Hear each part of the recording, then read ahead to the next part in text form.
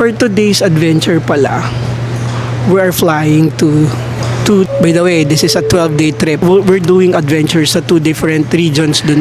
Nandito tayo sa second home ko, ang airport.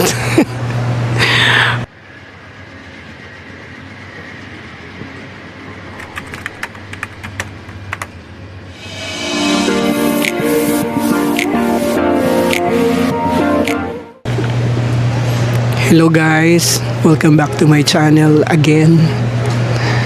Hulaan nyo nasan tayo ngayon. Nandito tayo sa second home ko, ang airport. Because we have a new adventure again that starts today. Today nga pala, it's February 20, 2026. And we're flying to Japan.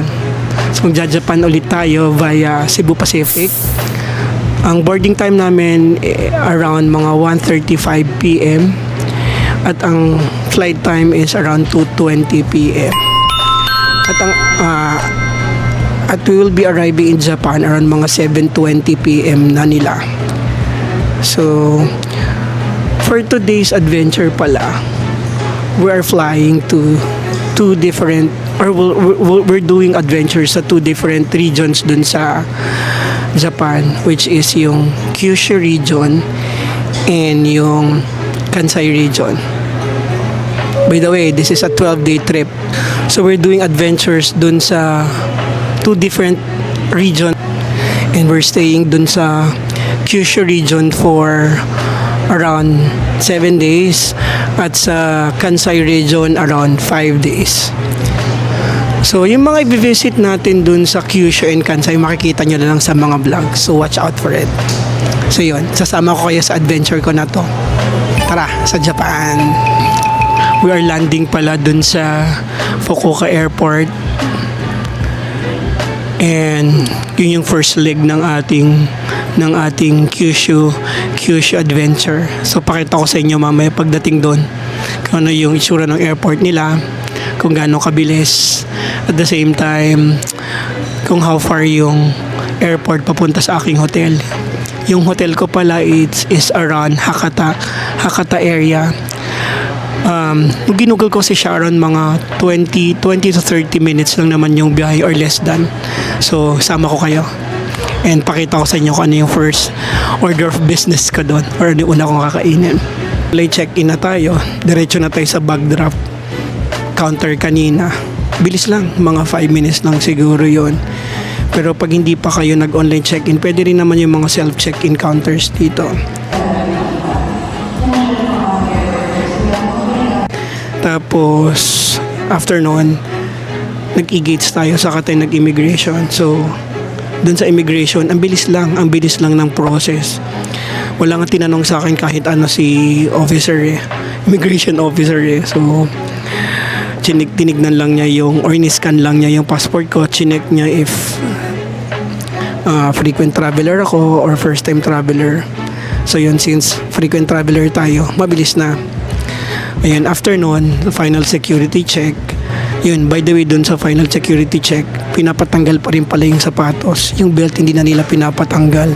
Yun lang naman. Sa ibang countries kasi na napuntahan natin, wala silang pinapatanggal na shoes na. So I think dito lang sa Philippines yun.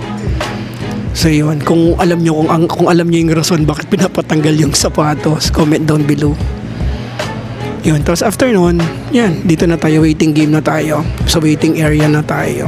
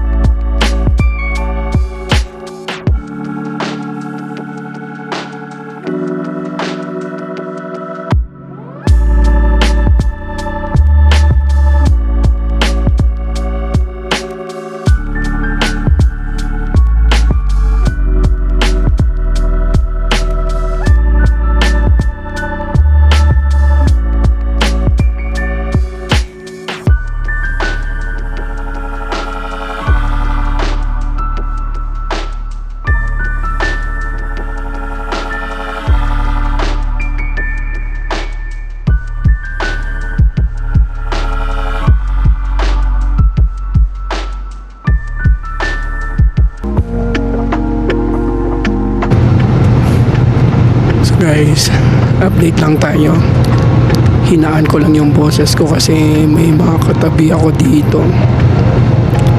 Yun, medyo late na tayo naka-take off since may technical issue daw kanina. Sa mga 3:10 na kami naka-take off. So yun, so ang arrival pala dun sa Fukuoka, Japan is mga 7:20 or mga 8 na siguro since late kami. So ngayon, nakaupo pala ako dito sa exit row 19F. Tapos habang nanonood ako ng Gimbappen Onigiri gamit yung aking selfie stick. Ayun, so update ko kayo pag nandun na sa Fukuoka.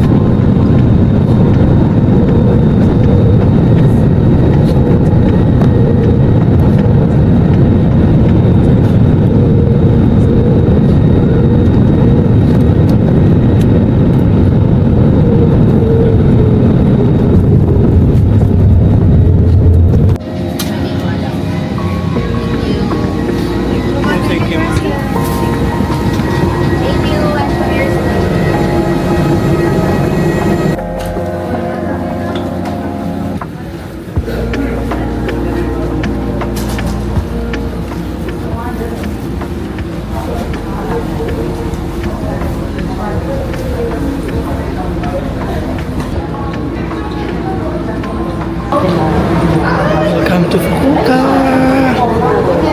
Welcome to Fukuoka. Welcome to Fukuoka.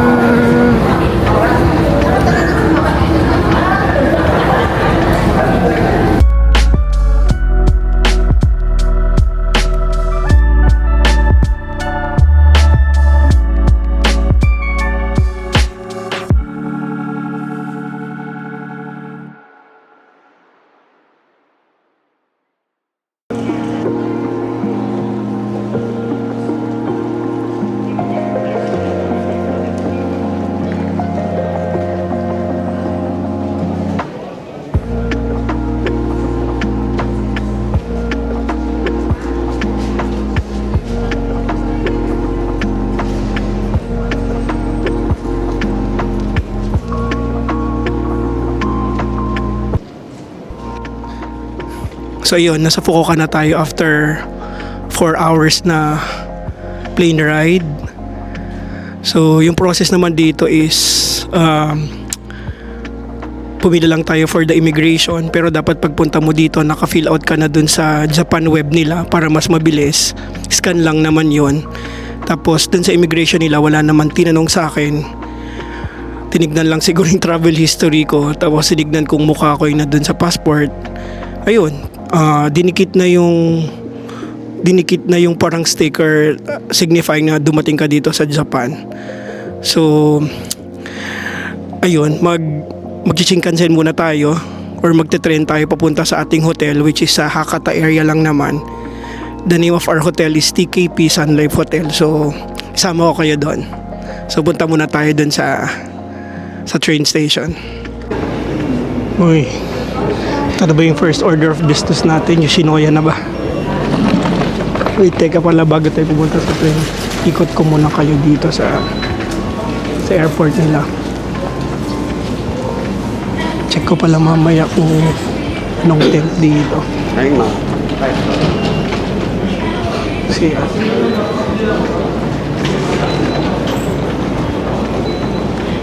May mga baggage delivery din dyan. So may bus tickets. Mag-bus na lang siguro tayo para mas mabilis. Check natin kung magkano. So may bilihan na rin ng bus tickets dito. Diretso na siya sa Hakata Station. So, ang name ng bus ay Nishitetsu Bus. So, located siya dun sa Gate 6 and Gate 7.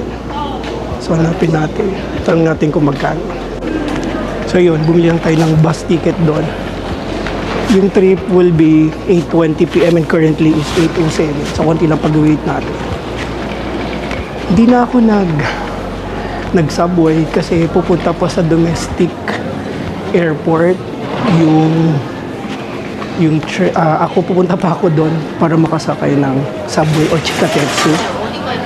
So babiyahe pa ako ng 10 minutes para doon. So dito na lang din ako para hindi na ako lumayo pa. Tapos diretso na bababa na mismo doon sa Hakata Station.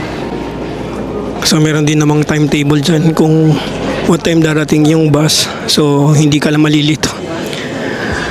Very efficient naman ng Japan pagdating sa mga instructions and directions nila. So, huwag kayong matakot. Ayun, wait lang natin yung bus na dumating para pakita ko sa inyo. Ayun yung tsura ng bus. Makikita mo. Yun nga, Nishisetsu. So, hindi ko alam yung lagi siya lalagay sa taas na. So, yun. Pakita ko sa inyo mamaya yung tsura ng bus.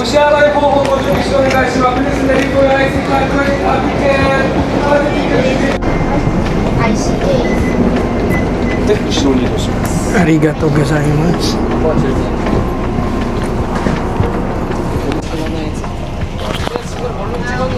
So ganito yung tsura ng bus. Tapos yung bag iniiwan din kay kuya na naka-black. Although naka-black naman pala lahat.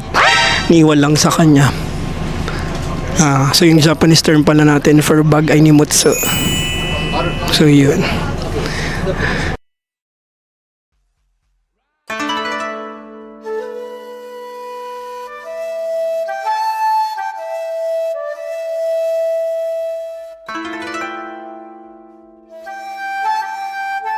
Quick room tour.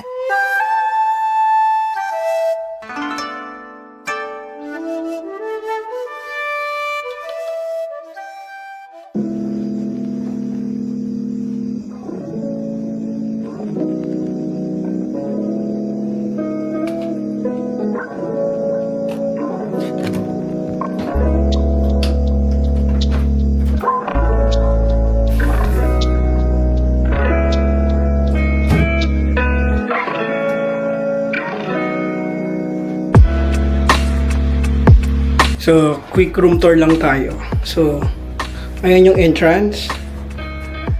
Tapos, may full-size body mirror. May hanger. Tapos, may clothes spray din. At meron ding brush. Tapos, ayan yung bed. May pantulog. May TV. May working table. Tapos, may kettle.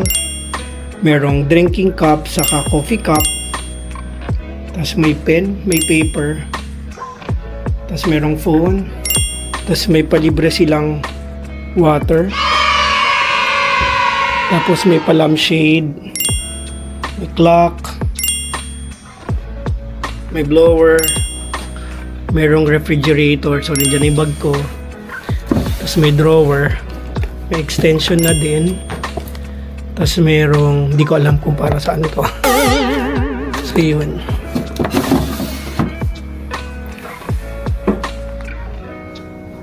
So punta naman tayo dun sa toilet. So meron siyang toilet seat or toilet bowl. Meron siyang lababo. Meron din isang lababo pa doon. So may maliit na bathtub. Tapos ayun yung shower. May kasama na siyang shampoo, may conditioner at may soap. Ayun, very straightforward lang tong room. Very Japanese style lang talaga. So ayun, naka-check-in na tayo. Dito na rin tayo sa room. At nag-room tour muna ako kanina. Kaya ngayon pa lang ako magkakwento sa inyo. So yung room is very, very Japanese. Yung maliit na room. Pero since pag-isa nga tayo, sakto na to sa atin. So currently, ang temperature pala dito sa Hakata is 9 degrees. Yung hotel ko pala is just across yung Hakata Station. So yung Hakata Station, dyan yung mga subway, yung mga Shinkansen, yung mga train lines nila. Then, alam ko, kung daw nagkakamali, Central Station ang Hakata Station. So, correct me if I'm wrong. So, currently, it's 9:07 in the evening. So, ahead ang Japan ng 1 hour than the time sa Philippines. So, yun. Bababa ulit tayo kasi hindi pa tayo nagde-dinner at may lakas pa naman tayo maglakad at maghanap ng kakainan. Although, ang naiisip kong kainin is one of Fukuoka's finest dish talaga, which is ramen. So, hanap tayo ng ramen na mabubusog tayo. Although hindi naman tayo nga, sabi ko nga, hindi naman tayo mahilig sa sabaw. Pero since nandito tayo, try na natin. So tara, isasama ko kayo doon.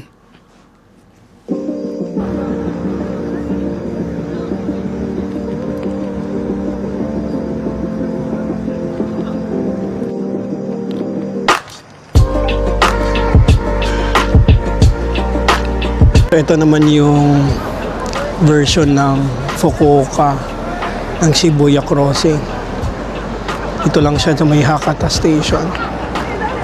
So hintay lang natin mag-green para i-feel din natin yung Hakata Crossing. Ayan na.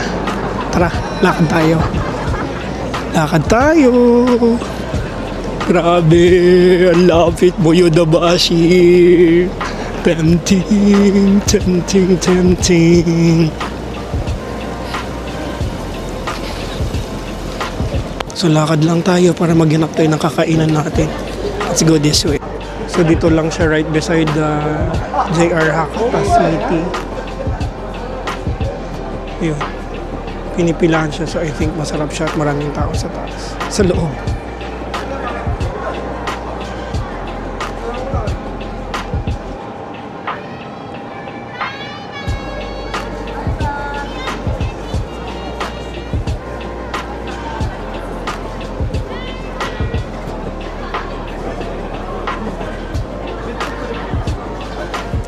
Tapos open siya from 11 a.m. to 11 p.m. Tapos last order ay 10:30. Hintay lang tayo. Makapasok.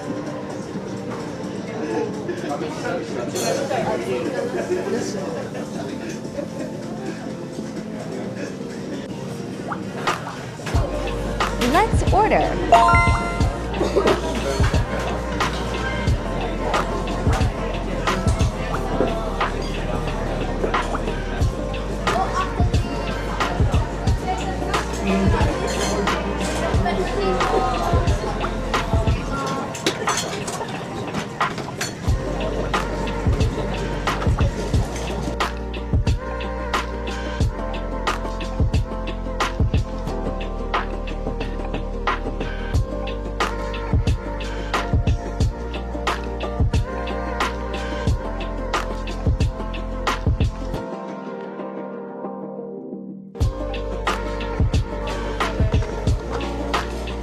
Arigato gozaimasu.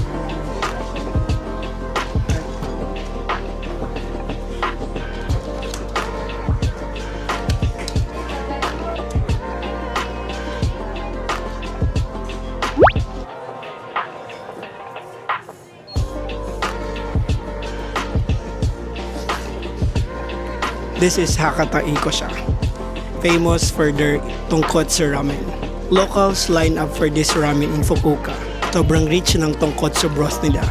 Pork bones na shimmered for hours, kaya creamy and flavorful. Then, they add this thin Hakata style noodles that soak up all that rich broth. Unang higop pa lang, alam mo na why locals love it.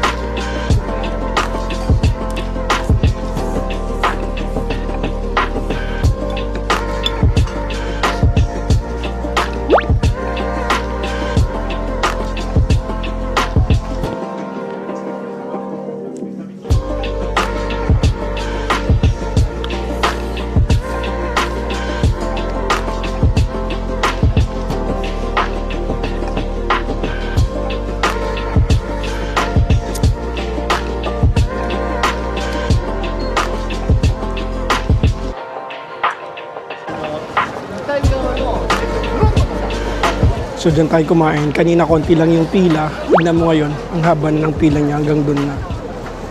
Nakakaya namang magmatagal kasi may naghihintay pa.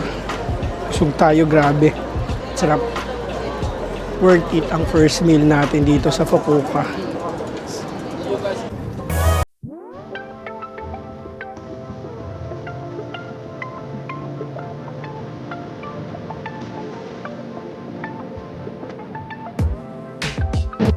Convenient muna tayo. Mabibili natin dito. Dessert siguro. So, anong dessert yung bibili natin dito?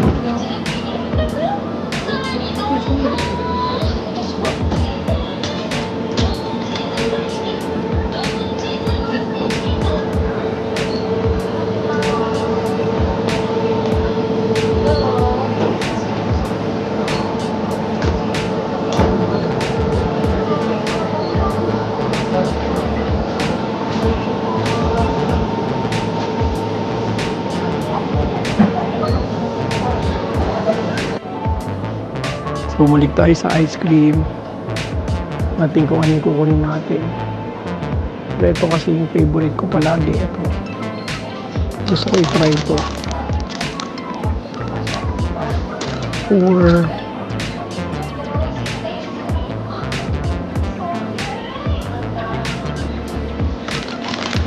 meron din ganito. Okay. Bet lang natin yung side dun sa favorite natin.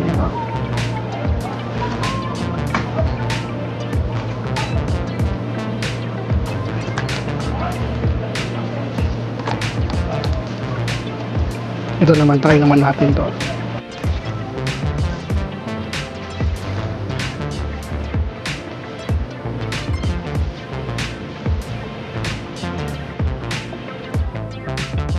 We're back to the hotel after nung mini earthquake convenient run natin. Bumili lang naman tayo ng, sabi ko nga, feel cool lang saka ice cream.